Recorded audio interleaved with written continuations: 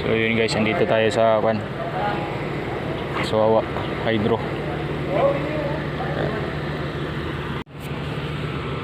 So yan yung hydro guys, ito. Tapos yung linya sa kuryente na yan, punta yan sa Kalawis. Yan, yan. Tapos bundok na yan, diyan dumaan yung kuryente na yan. Yan, yan yung hydro. Pagkaroon ng kuryente yan pag may tubig.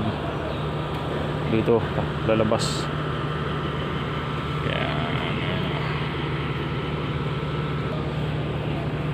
Sobrang ganda na nito guys, no? Napakaganda na ng lugar na to.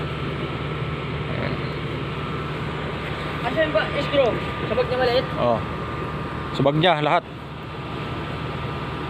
Napakaganda na dito.